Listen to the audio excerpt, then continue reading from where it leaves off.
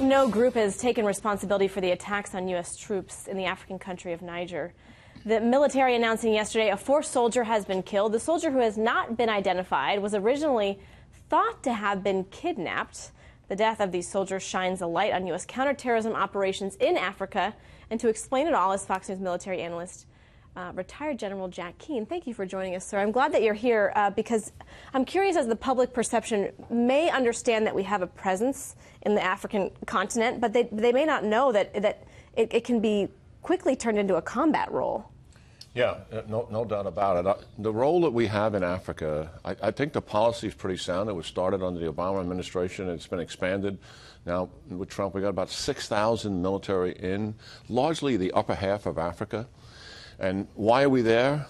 Because it's such a breeding ground for radical Islam. Different groups from Al-Qaeda, ISIS, they're in Algeria, Libya, Tunisia, they're in Mali, they're in Niger, they're in Nigeria, they're also in Somalia. All of these places we've heard of attacks in the last few years. The mission that we have there is twofold. One is to provide drones, so we have people do that largely. And then the second mission is by our special forces, referred to common language as Green Berets. And their primary mission around the world is to train other armies. And they enmesh themselves in the culture. They're very unique to the military and unique to the Army. No other group does what they do. And they understand the culture, the language, and they train other armies. And they're very comfortable living in small groups, 12 at a time. And they're living in a foreign culture. And that was one of the groups that was conducting a training mission, I suspect, for Niger's military. And they were on a relatively small patrol. It could have been just a training patrol, but they're in a combat zone, so you have to be ready for combat. Were they ready, though? I mean, was there surveillance? Was there... Well, I don't know what their state of training and preparation is and was. And you bring up a very good point. We have been seeking permission from the Niger government when we're out on patrol like this, where their forces are there. We're not there by ourselves. We're assisting others. We want to have overflights by armed drones, and they've been denying us that. We've made multiple requests. I suspect that's going to change as a result of these deaths, unfortunately.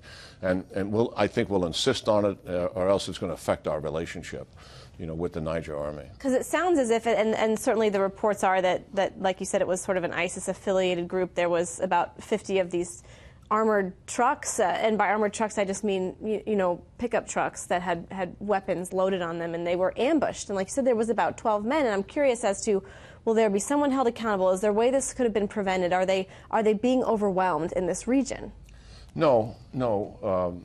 The African forces are not being overwhelmed, but they definitely are being challenged. I mean, they nearly took over Mali a few years ago when the French had to intervene and actually stop them from storming the capital. But they do need assistance. And yes, this was likely a prepared, planned attack.